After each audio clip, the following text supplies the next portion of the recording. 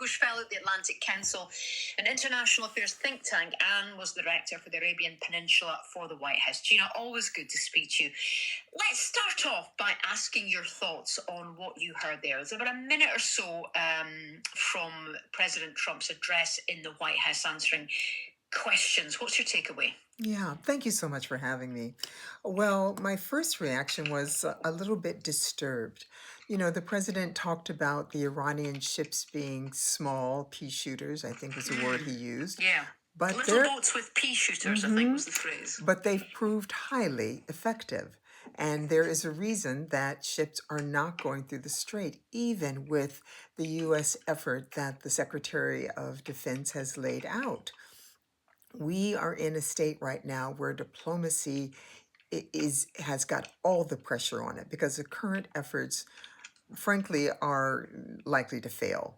The amount of resources that the United States would have to leave in the strait to get ships safely through and convince them to go through, which would really mean an escort, not simply saying, follow this path and you'll be okay. The Iranians have proved themselves willing and capable to attack ships. And so insurers, the crews themselves, are going to need more from the United States to actually try and get through there again. So, in addition to the resources needed, and keep in mind, even now, there are two destroyers, hundreds of aircraft, manned aircraft, thousands of military personnel, 15,000, I believe, and helicopters, just to have what we have right now with no ships moving. So, to escort them through would require a great deal more. And Gina, we had a clip of Defence Secretary Pete Hegseth to play, but it was updated. We got President Trump in. But what Pete was saying was that earlier the ceasefire, he said it's still on, but the United Arab Emirates are saying that they're intercepting Iranian missiles. Just how fragile do you think this ceasefire is? Well, it's always going to be fragile until we get into the conflict. But the secretary's statement was really an admission that the United States needs the ceasefire to continue. The choices otherwise are very poor indeed. The president has seen what the markets do when the conflict is hot. We know the strain on the world's economy, and more importantly for the president, the U.S. economy. The gas prices, of course, are extraordinary, and Americans are suffering. Elections are coming up. So he does not want to start that hot war, which means there's a great deal of latitude for the Iranians to strike various things, if not U.S. military vessels. And that's what we see happening in the UAE. If the hot war does start, the Iranians can do a great deal of damage. Gina, I just want to read a few more comments that I'm just reading from the BBC News website. Trump is saying that the US is making, quote, tremendous deals with South Korea and Japan on reopening the Strait of Hormuz. He says that the US blockade is working well. Iran, quote, wants to make a deal. They play games, he says, but let me tell you, they want to make a deal. How much do you believe of that? Not much. I mean, we've heard, we've won the war, right? I mean, we've heard that multiple times. Yeah. So the fact that then we're talking about deal making and ceasefires and the war's terminated, we heard that.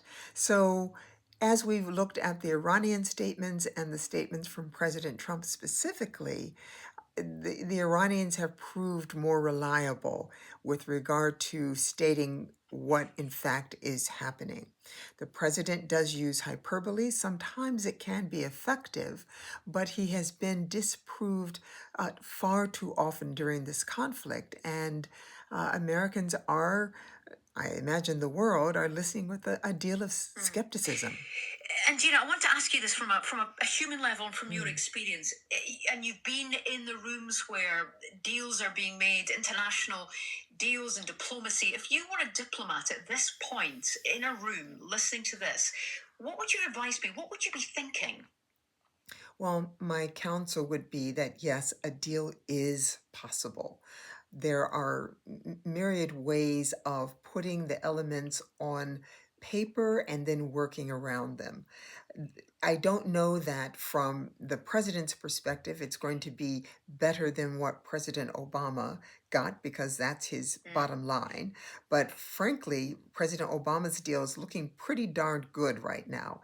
And we know that the Iranians did not start enriching up to that 60% until after President Trump tore that deal up. So I would be pressing for a deal. Certainly, the Iranian demand that their right as a signatory to the NPT, Non-Proliferation Treaty, that they be allowed to enrich is under international law correct. The right to enrich and acknowledging that does not mean de facto enrichment. And so there are ways of threading that needle with people who are informed about the region, about Iran, about the history of it all. And this is unlikely to be the president's friend, his son-in-law, or even the vice president. The vice president is to sign deals, not to negotiate them. He doesn't have the knowledge. Gina, always fascinating speaking to you. Thank you so much Mm. for your analysis, as always. Gina Abercrombie-Winstanley, a distinguished fellow at the Atlantic. Gina, thank you so